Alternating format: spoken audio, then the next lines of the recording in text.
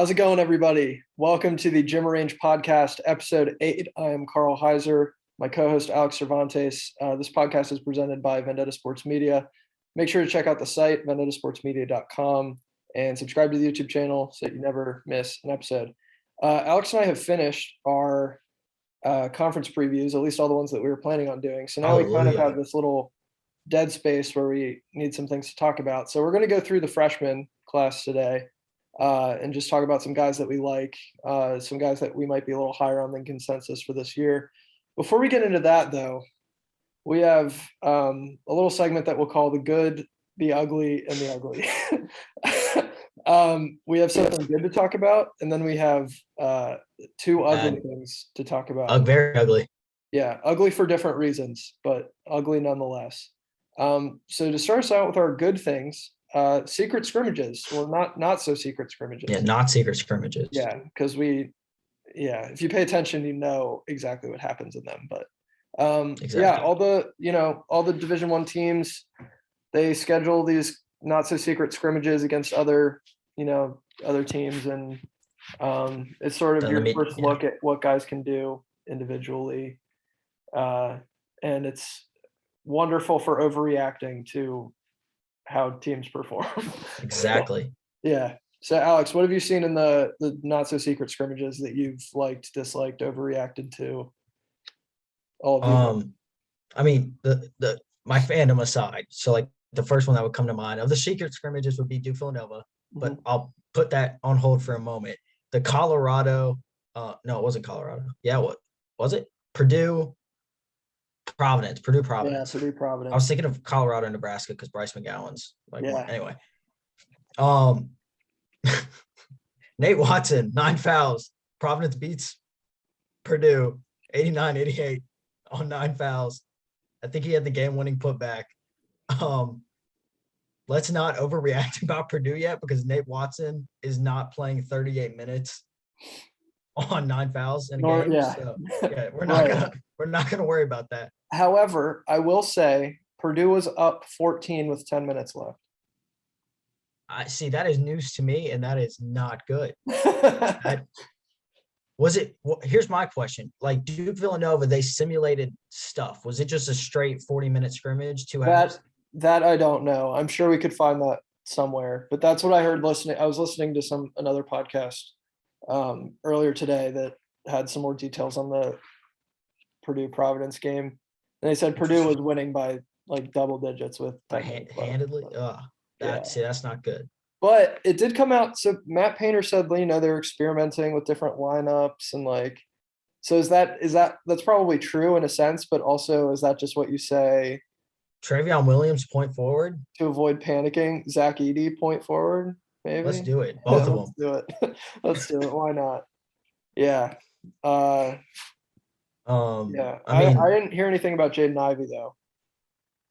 I didn't either. Yeah. So, I mean, everyone and their mother has him making a leap this year. So, yeah, I would figure he will.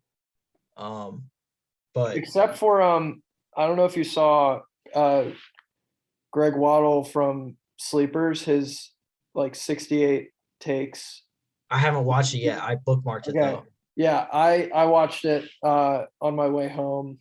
On the bus, and one of his takes was that Jaden Ivey will not be a first team All Big Ten player, which I don't hate that. That's not a bad take. I don't think it's a bad take. We've gone over this. I went over it. I had a five power forward center person first team. So it's not out of the picture. Right. But yeah. Duke Villanova, Coach K and Jay Wright came out. They were simulating game-like stuff. They had, I believe, there was a longer scrimmage. There was a 10-minute scrimmage. Then they both simulated when either team would be up by 6 with 3 minutes to play. And then there was a 6-minute scrimmage for the reserve / walk-on. So it was a bunch of stuff. According to the highlights that Duke posted and Villanova posted a much shorter clip. Colin Gillespie seems healthy. He seemed to be moving pretty well. He was moving around Mark Williams hedges on high ball screens. This is unrelated. I was doing some film work I was just watching some stuff on YouTube, and one of my favorite like clip sites, it's called Swish. It's on YouTube. They said Colin Gillespie primed for breakout year. And I don't know if being like a second team All-American makes you like, now we're ready to have a breakout year, but that is Yeah, the what? most ridiculous title I've ever seen. Anyway, in terms of Duke stuff, I know I flooded you with stuff because Paolo had 29 and 12. I don't fault you for that. I don't fault you for that. I know, but the Paolo propaganda train on Jim Range continues once again. I'm buying in. If I'm honest with you, I'm buying in. I think he's Thank awesome. you. Yeah. That is amazing. I'm spectacular. Yeah. But Duke, I may save this for the hot takes episode. It may not even be a hot take, but Duke has the best front court in the nation, 1-3. That's probably not a hot take, but and Kara Williams and Theo John. And Theo John will probably get 20 plus minutes because Mark Williams, stamina / fatigue wise. Okay. But yeah, so Duke looked better than I thought they would look, especially with freshmen. Trevor Keels looked better than expected. In terms of exhibitions, though, because they do televise those. Like, I watched some of Kentucky's game. They look good, which I feel like we're going to be saying about a lot of teams, though. Like, that's kind of yeah. There's so many teams that are that loaded with talent that it's just going to be hard not to be like, well, they're just that much better than X, Y, and Z in their conference. No wonder they beat them 71-49. Like, do you have anything about the secret scrimmages, exhibition games? There's one that I'm trying to remember where, I mean, we've seen their teams that are kind of what we expect, but then there have been some teams that have performed poorly that we don't necessarily have an explanation for. So like in their one scrimmage, Arkansas shot like 8%. 8% from three. Yeah. So that's not ideal. I mean, I don't think that'll continue, but they almost lost. It's not. I don't know. I forget who Xavier played, but did Xavier lose? Xavier might have lost to whoever they played. There was some team that was like, they lost like a Division II team, I think. Like it was pretty rough. I remember a big thing that stood out to me though from the Kentucky game, just going back to that, the emergence of like Keon Brooks in that opening like 5-minute sequence was just, he was stepping out from three. Like he's really, I mean, feel Kentucky because Brooks looked prime and ready from that corner spot on the left side of the court. They took, and I took this on the notes, that of their opening 14 shots before I think there was a media timeout, 10 were from distance. So Cal's encouraging them to shoot the ball. That's granted, good. They made 4 of those threes, but the fact that they're flinging up that many, we know Ty Washington can knock them down. Brooks was clearly confident enough. Kellen Grady can definitely make them. Mintz can make them. Like, it's not good for opponents. Yeah, that's the more I've read on Kentucky and more I've like watched a little bit of tape and stuff, the more I'm coming around on them being like a problem this year. They're good. Front court's an issue. Yeah, it is a little bit. Their depth, because Lance Ware was playing backup 5. Yeah, so that's maybe a little bit of a concern, but like their top 7 are nasty. Like Damian Collins off the bench is disrespectful. Yeah, it's kind of messed up. It's disrespectful. Cal would do that, but I don't know if people are hesitant to want to say that they're going to be good because they were awful last year. Yeah, but Duke was awful by the same token. Yeah, it was. And last year, I don't know that you can count it for really anything. So, like, fair. I don't know. You have to count it to a certain degree because yeah. I mean, at the end of the day, like Kentucky's lost this summer. Yeah, their freshmen were not good. No. How many freshmen were though? Like, I feel like that's indicative of something else. You lost the summer. Everyone came on campus in August. Like, now you're trying to scramble together. You had no exhibition games. Yeah. The freshman aspect I can understand. So, like, even UNC, they're not one and done freshmen, but Caleb Love struggled. RJ Davis struggled even more than freshmen usually do with these inconsistent spurts. So, sure. Yeah. Yeah. So, all that to say, secret scrimmages, take them with a grain of salt, or make them Don't take them, make them the most important thing, and beat me and overreact. Yeah, and base the rest. And send your coworkers random DMs that I'll post during the day. Yeah, you're excited. That's the answer. You're excited. I can't fault you for that. So, all right, that was the good. Now we get to ugly part one. Ugly part one is that Jalen Wilson got in some trouble for a DUI. I feel like we've mentioned a DUI once an episode for the last like 4 episodes, but it's apparently becoming quite the issue in college basketball these days. And in other sports, Henry Ruggs, absolute disaster. So sad. It's just not. It's tragic and horrible and awful and just terrible. And compared to that, this Jalen Wilson situation is pretty tame. Still a DUI. Still a DUI. Guy. His birthday, we're filming this on Wednesday. His birthday is Thursday. He turns 21 on Thursday. So it's happening a week before he turns 21. Right. So well, he's not only he's illegally consuming alcohol, but still. Yeah. But he's been suspended for 3 games. And the exhibition, so 4. And the exhibition. Okay. Yeah, he's not the most important piece for Kansas, I would say, but definitely an important returning guy that they have coming back. So yeah, I mean, it's just, like, I don't know. We've talked about the Mark Few thing ad nauseum, so I don't feel like we need to go back into it. But we've complained about the length of that suspension. We're not surprised, but we've complained about it, and it's just, I think to a certain degree, I get it. Jalen Wilson, first of all, no one should drink and drive. Like, let's get that one off the table. It's a terrible thing. Don't do it.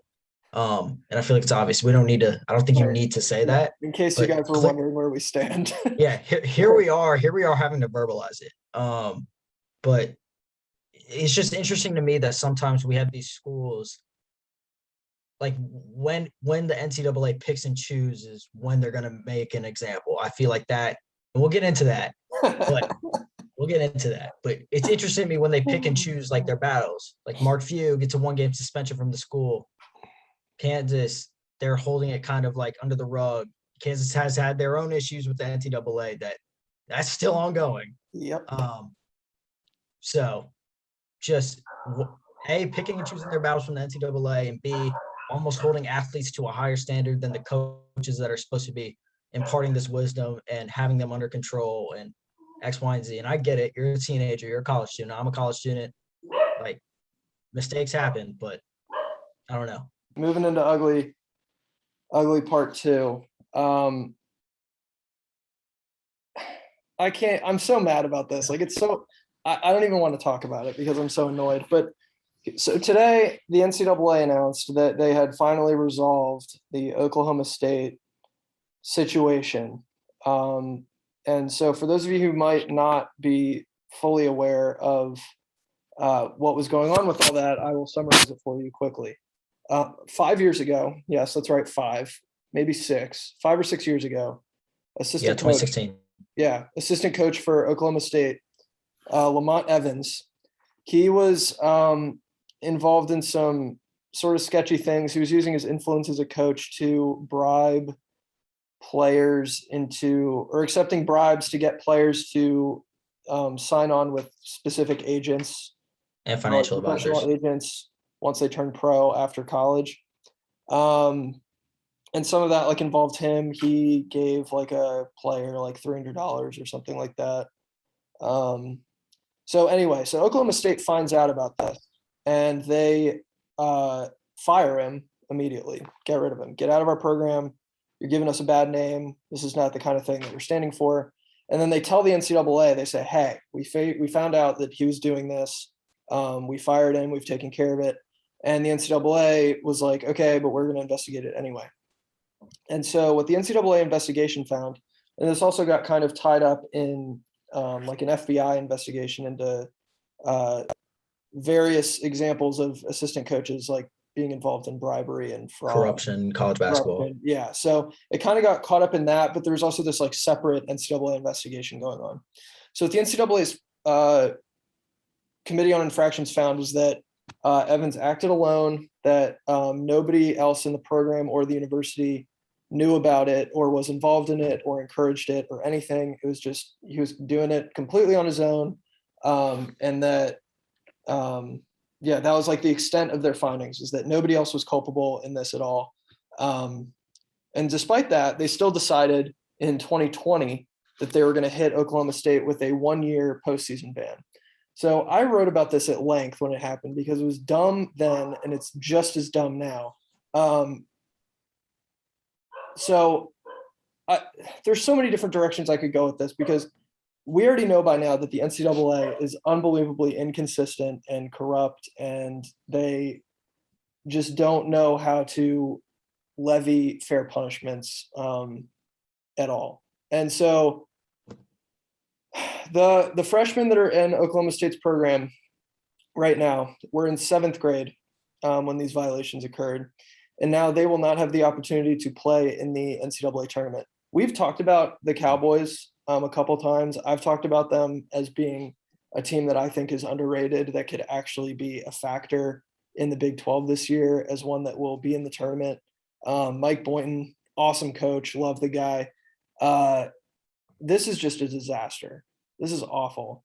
Everyone at the NCAA, from Mark Emmert down, should be ashamed of this. Should, absolutely. It's horrible. It's heinous. It's heinous. It doesn't make any sense. It doesn't make any sense at all. I saw some of the press conferences that Boynton had afterward, and I would run through a wall for that guy. He was in tears. He was in tears. Like, this, you're punishing the wrong people. I don't even know what to say. Like, it's so ridiculous. Like, we shouldn't be having this. Do you want me to read some of Mike Boynton's quotes? Yeah. For context? Yeah. And this is on the website too. We have it. We have an article published. Just to highlight, he said, in the beginning, he said, "I'm disappointed, disgusted, appalled, frustrated, but somewhere in Indianapolis, there's a group of people celebrating. They won. Our players don't deserve and shouldn't have to deal with this." He then went on and said it was a single violation.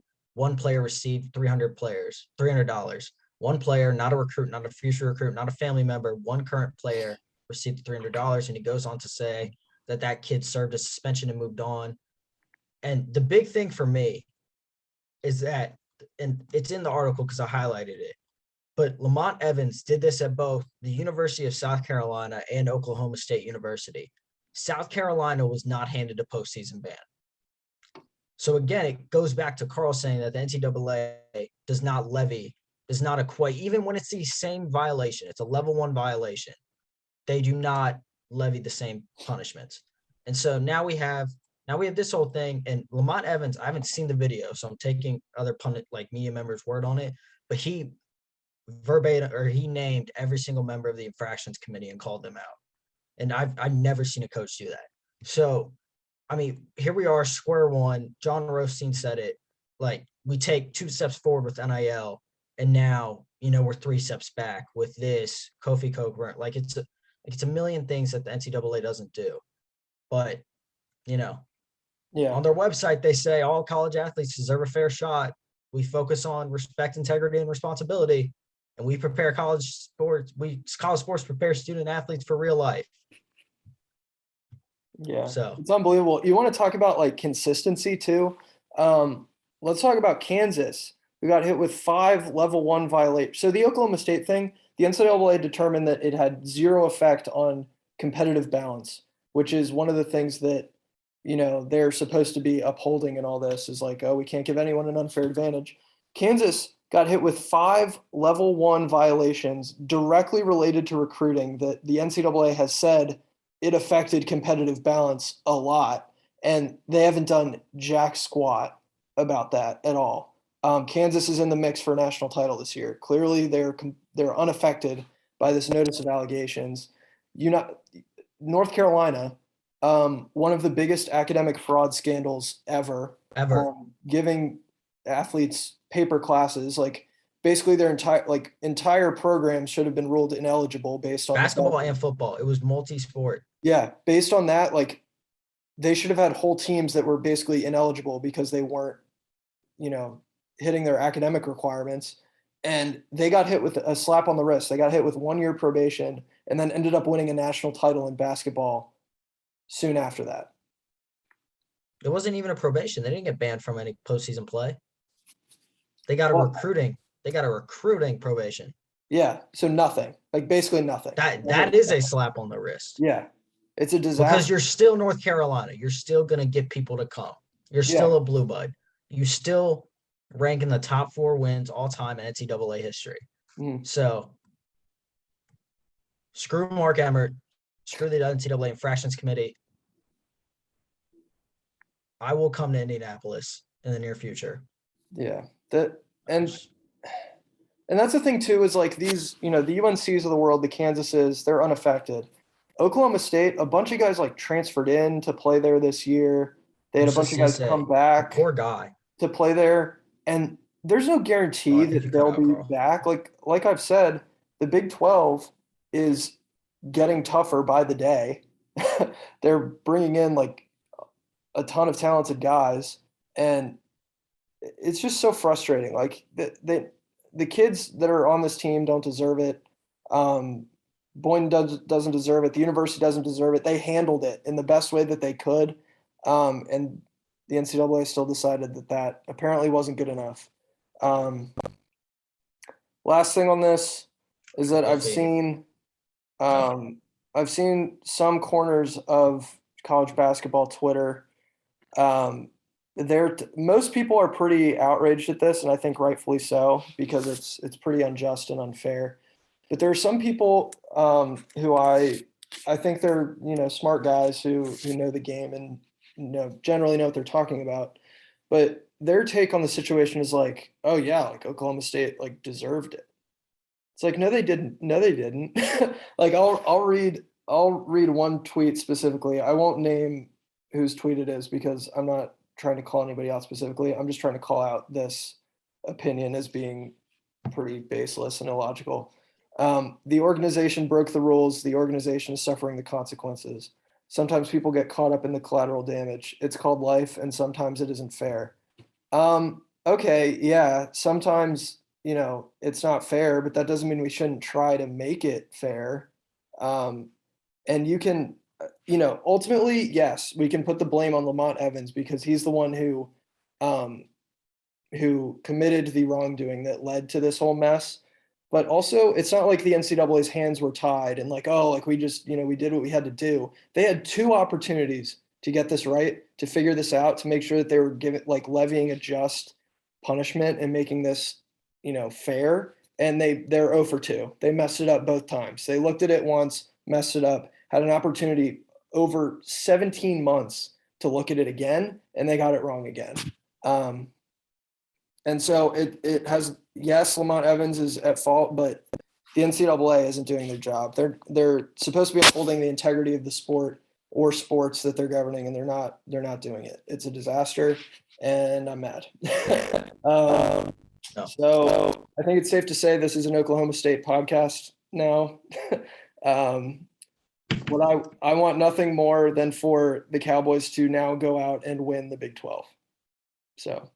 They can't play in the tournament though. They can't, but they can win the regular season. So go Cowboys. Are we about to we're about to UCF Oklahoma State. Yeah. Oh yeah, we are. Yeah. I think so. Okay. At this point, like, I don't know. They kind of just represent like the anti-NCAA. So I'm gonna let's make merch. I mean, so much of it's trademarked, but we can find a way around it. We could do like Freedom Boys or something. Yeah. Yeah, instead of We Dem Boys, that'd be good. Anyway. Yeah. All right. And so that's the Kofi. ugly part. Oh, Kofi. Yeah. So that got confirmed too. I can get this one quickly. Hit Kofi. Hit it. Kofi Cockburn, preseason All-American last year. This suspension is ridiculous. As we all know, name, image, and likeness was passed by the NCAA after years and years of putting this off and not letting athletes profit off of the very thing that the NCAA makes a living off of, what keeps Mark Emmert in power, who, by the way, just celebrated his 11-year anniversary as president of the NCAA. 11 years too long, I may add. But yeah, 11 years too long. But Cockburn sold team apparel on a website in June. So roughly 30 days before NIL was passed, he sold team apparel because he was in the NBA draft process, testing the waters, and B, he was in the transfer portal. Rumors were he was going to Kentucky. No reason to really, and from what I understand, athletes get a $400 stipend a month from the NCAA. So you could make a couple bucks from this, right? Now they're selling whatever. Like Ty Washington has a Porsche deal, right? So like Cockburn is slapped with a 3-game suspension from the NCAA. 3 games for selling some Nike t-shirts, probably some KDs or Kyries or whatever, because they're sponsored by Nike. Yeah. Like it is utterly ridiculous. It does not, and granted, Illinois should handle all 3 games regardless. Like they're playing 2 low majors in the Marquette. They should handle all 3 of those games. But again, it's this inconsistency we keep going back to. It does not make sense why he was handed that suspension, right? And like there are so many large, like the Louisville thing keeps dragging on. Please just answer that for me. Like Louisville, Kansas, Arizona, LSU. Yeah. We haven't talked about that. Will Wade was just interviewed for the past 2 days, I think. So, I mean, it keeps dragging on. The NCAA is picking and choosing their battles, and they are picking and choosing wrong. Yeah. So that is the most frustrating thing. Yeah. So, well, because it's a major conflict of interest. Like they can't knock out these like giant money exactly. makers, but they have to make Kofi. an example of somebody. So they just choose like the ones that people won't really miss too much. Free Kofi, free Oklahoma State. Yeah, it's bad. It's just so they can like flex their muscles and prove that they still have like some amount of power. It's just it's not good. All right. So all that to say, we don't like the NCAA very much right now. What's next? Freshmen? I guess the freshmen. I don't know what we're going to title this episode, but let's talk the Freshmen. So I just had a couple. So we've talked about some of the big names in. We've talked about the big names. We've talked about Paolo. We've talked about Chet Holmgren. We've talked about Amani Bates, Jalen Duren, Harrison Ingram. Like we've talked about a lot of these big name guys, but there are some freshmen who can make an impact that maybe you don't know who they are. So we each have like a couple guys that we wanted to talk about very briefly as guys that can make an impact or who are just sort of flying under the radar a little bit. So one of the first guys that I wanted to talk about, we just talked about the Big East in one of our recent previews, but the first guy that I wanted to talk about is Jordan Riley from Georgetown. Mm-hmm. He's a 6'4" shooting guard. He's from New York. He's a 3-star prospect. And the reason I'm bringing him up is because pretty late in the recruitment game, he got offers from both Florida State and Kansas. And Kansas is not just offering like whoever. Like if you look at the list of guys that they offer, it's basically all 5- and 4-star guys, and anybody below that is probably from Kansas. So the fact that they offered this 3-star kid from New York, I think his stock is definitely rising. I watched a little bit of tape on him. He's athletic, like, it seems like he plays some pretty tough defense. It's kind of hard to tell with like high school tape, like whether someone's like really that good defensively. Especially AAU. Yeah, so it's kind of hard to tell just because like that's not really the emphasis, but I can tell that like he belongs on the court. And I think one thing that I'd like to see him get a little bit better at is maybe a more consistent jump shot. But I do think it speaks volumes that Bill Self was like, let's go after this kid. So that's kind of the first guy that, it's hard to say also with these high school guys, like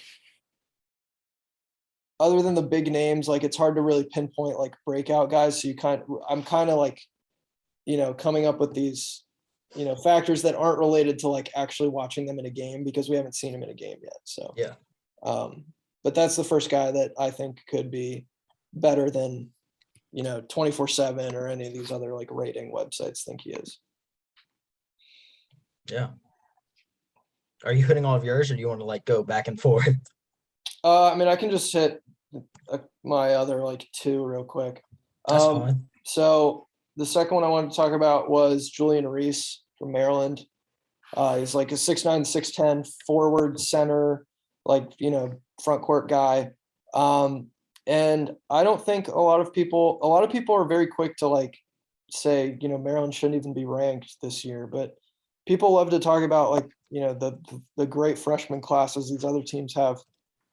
Julian Reese is going to be good. I like him a lot. And I'm not just saying that because like I'm a Maryland fan. Obviously I pay a little more attention because that's my team, but the dude's athletic. He's a rim protector. He plays like above the rim, to block shots, can, finish. He's a lob threat. Like he really does it all defensively. And I think there's definitely offensive upside there. I think he's sort of like the inverse of what Jalen Smith was at Maryland, where Jalen Smith came in as more of like a offensive guy and his defense kind of rounded into form. I kind of see Julian Reese doing the opposite, where he's going to come in and be a high impact like defender right away. And then eventually we'll see his offensive game come into form. But he's the number 2 recruit from the state of Maryland, like a 4-star guy, and like nobody's talking about him at all. So that's my second one. And then my last one was it was Jaden Taylor for Butler. Okay.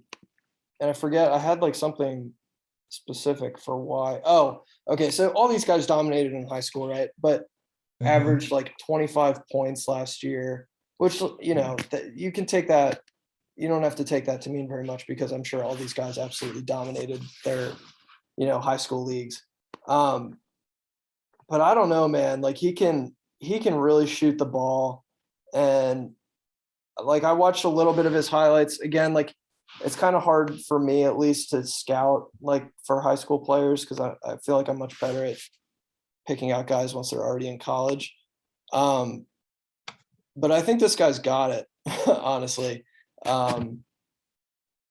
was like unranked for a while by 24/7, and now he's considered a top 10 recruit in the state of Indiana, for whatever that's worth. And he didn't have like a ton of offers or anything, but I think given the fact that Butler will be much better this year than they were last year, but I think that's a good roster for him to get an opportunity as one of the, third or fourth guys off the bench and show what he can do. Cause I think he's talented.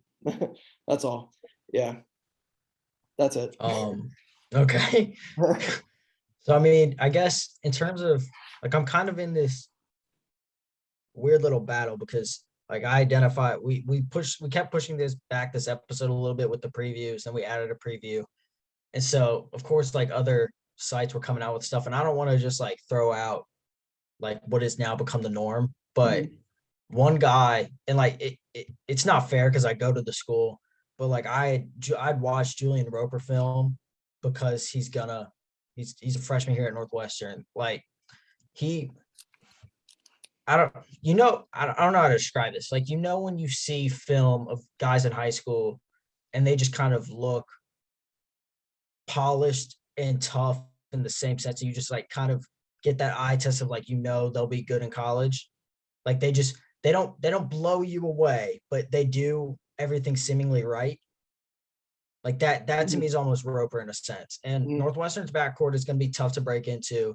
You've got Ty Berry coming back, Boo Buie. Like you've got it's a contested backcourt, and he's about the same size as them, but he has great two-way upside from what I've heard from Collins, etc. Chase Audige is in that backcourt too, so it's gonna be tough. Like you said, it's probably 6th or 7th man, but he can score the ball. He'll go both ways. He was identified by other sites, so he's one to look out for. Not Chase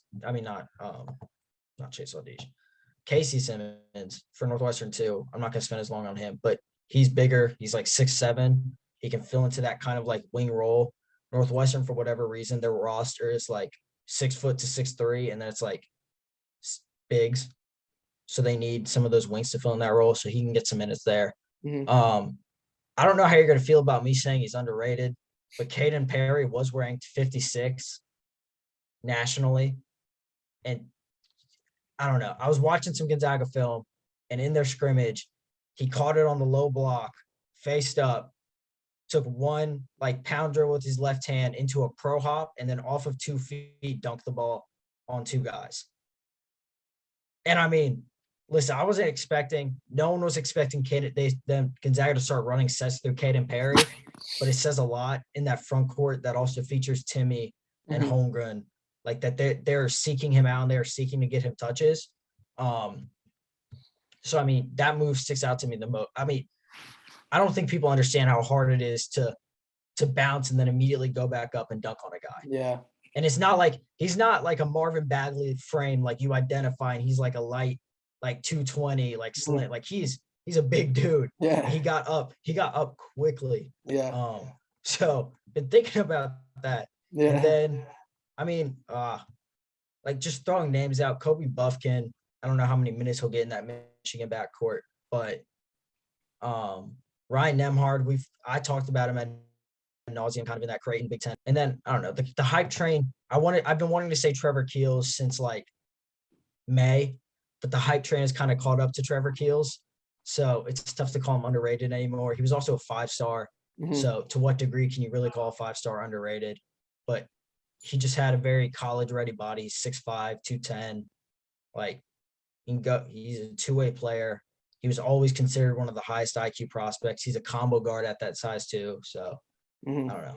Yeah. But those would be like the underrated guys, I guess, even though he's not underrated anymore. Yeah. I have a guy kind of like that. I think, honestly, just in the discourse before the season starts, I think Hunter Sallis is starting to become underrated in a way. That's not a bad take. I don't think enough people are realizing how good he is going to be.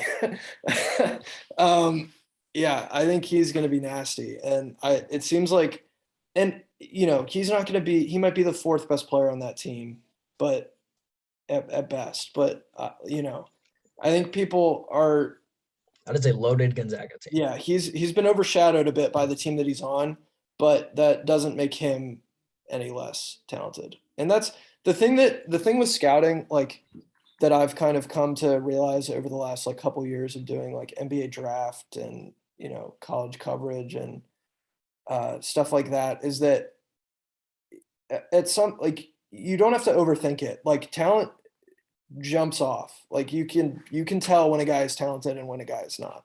And when it's just like something that, is kind of run of the mill that a lot of guys at that level can do.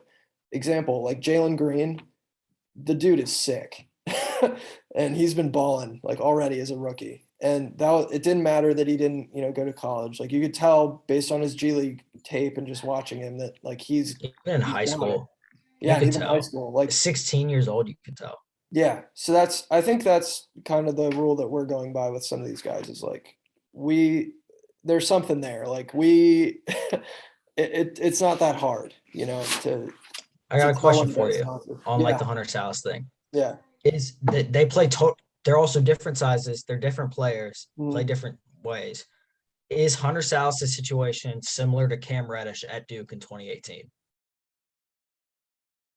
That if he goes anywhere else, he could be the go-to guy on that roster, but he chose to play with some other major stars, and now he's going to average 11 to 13 a game with your occasional, like, the winner against FSU or the winner against Louisville, whatever it is. But yeah, that's a hard one. I think that's hard to say because like Cam Reddish, his situation was so bizarre because he was the number 3 guy in the class who was, he went to school with the 2 guys who were ahead of him. So like he experienced this like weird overshadowing. He was also committed earliest and K went after him the hardest. So right. I'd say I think it's probably it's definitely similar in a way. Yeah, but also like he went into Duke, you know, knowing he was going to be at least the third option, right? Like I don't know if Sallis is going to be that. Yeah. Because I mean it'll be Timmy, Holmgren, Nemhard. Um, You really think Nembhard's number 3? Like Nembhard catalyst, but like is he yeah. I mean, who would be three? Like Bolton Bolton or Sallis? or Maybe. Salas? I don't know. Strother the way I'm he's been high on playing. Strother. I'm very high on Strother the way Strother. he's been playing. Yeah. But Um, yeah, yeah, I still got to finish my Gonzaga preview for Busting Brackets, but I will be writing about how much I like Julian Strother. Uh, yeah, but yeah, I don't know. Any other thoughts on this freshman class? Did you want to do the like go through the top 20 guys and just say like whether we're we don't high have on to. I mean, high on or low I on feel them? like we've talked about it. Like, Yeah. I mean, you can maybe. I want to let you speak about Memphis for a second because you did want to touch on them because we didn't get to preview them like in a word or in a not even a written thing, but like in an episode. So Yeah, I kind of just want to touch on them because I think they're the best team maybe or most kind of notable team that we haven't had a chance to cover yet. Um, so Memphis, I think biggest offseason storyline is they bring in Amani Bates and Jalen Duren, who both reclassed into this freshman class just to come to school early.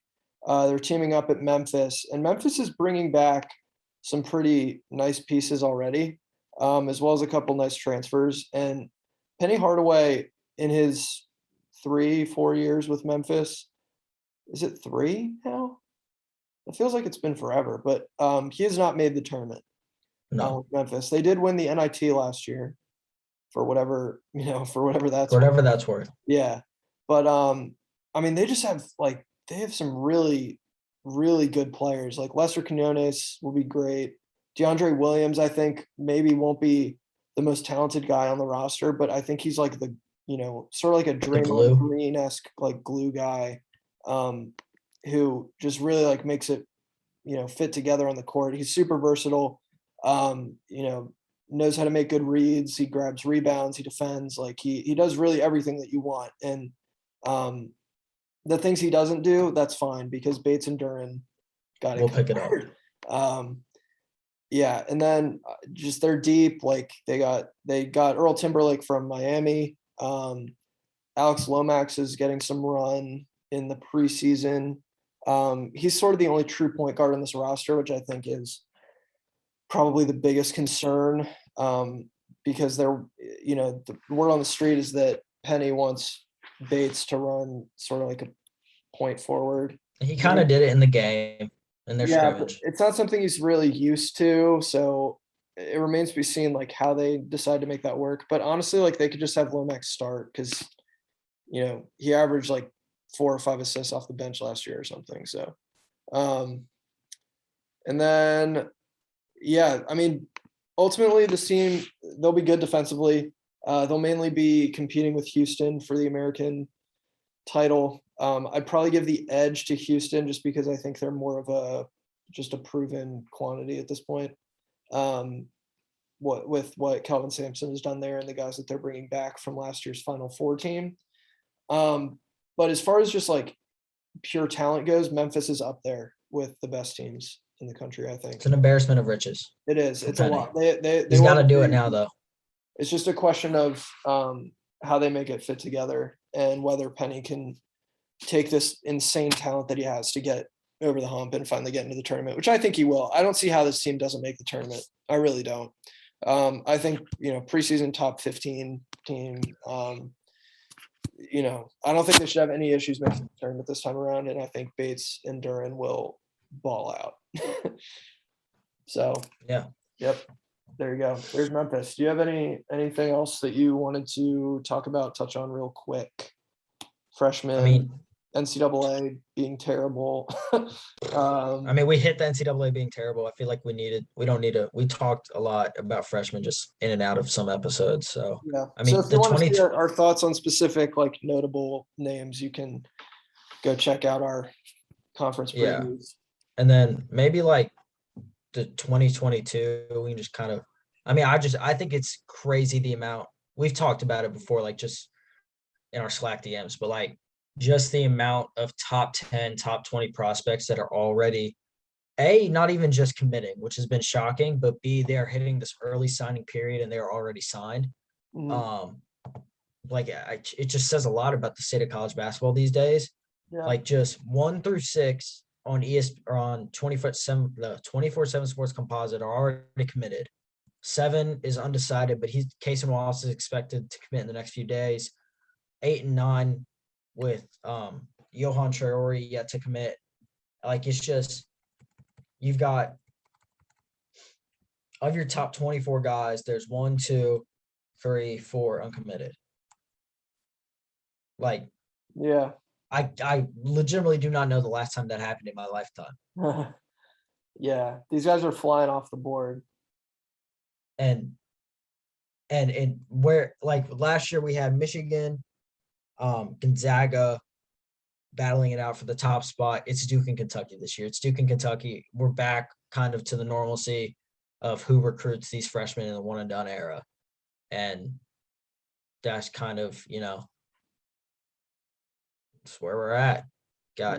I mean, they've been just grabbing guys left and right. For what it's worth, as far as like class rankings go, Duke has the top 2022 class right now.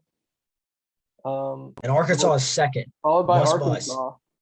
Bust. We've talked about their guys. Shout out to Eric Musselman for liking our tweet. That was massive. Yeah, that You're was both huge. freaking out. Yeah, big for the brand. Yeah. So in order, 2022 classes go Duke, Arkansas, Kansas, Ohio State, Michigan, Kentucky, North Carolina at 7. Kentucky's supposed to pick up Case and Wallace in the next couple days, which does not make sense to me. They need to pick up stuff in their front court. Yeah, in my mind, because like Damian Collins is gone. I mean, Lance Ware probably stays. I don't know if he's going to transfer at some point, but like now you're 3 of your top 4 guys are shooting guard Shaden Sharp, who's the best player in this class, Casey Wallace, who's a combo guard, and Sky Clark, who's a point guard. So like, it's great. It's an amazing backcourt. Your tallest player in your recruiting class is 6'6". So, and Chris Livingston. So, I mean, it's interesting. I mean, I'm sure Cal loves his dilemma, but you missed out. You missed out on Derek Lively and Adembona, your 2 biggest center recruits. So it's a good problem to have, though. You're right. It's a good problem to have. Oh, I'm sure he'll figure it out. Yeah, they'll be okay. They'll be okay. Yeah, Kentucky will be okay. Shocker. Yeah. All right, so there's our quick little peek into the 2022 class. Long story short, Duke and Kentucky are taking a bunch of guys, and then Arkansas is hanging around, Kansas is hanging around, Alabama. Yeah. So it's not all Duke and Kentucky, but based on some of the recruiting news you'll hear, it does feel like that sometimes. All right, so I think that's going to do it for us for this episode. We have less than a week until actual college basketball games are being played. I'm extremely excited for this season, unbelievably excited. And for those of you who are watching or listening at home, be sure to like, subscribe, and then follow us just so that you don't miss any of our coverage for this upcoming season. I think we're geared up. We're ready to go. Follow us on Twitter at JimArrangePod. We might blow up your timeline a little bit, but if you want high quality college basketball content, I highly recommend. Yeah, other than that, follow us wherever you listen to your podcasts, whether that's Spotify or Apple Podcasts or, I don't even know where else. Anchor, sure. Watch on YouTube too. Watch it on YouTube. Subscribe to the YouTube channel. Hit the bell icon. Hammer the like button. The like button. The bell Turn notifications on. Subscribe. Just all of it. Just hit all of it. And hit the buttons. Yeah, we're excited. Next week's episode will be a first for us. So you'll see next week's episode, but we're very excited for that. Anyway, for me, for Alex, that's going to do it. Thanks for watching. We'll see you next time.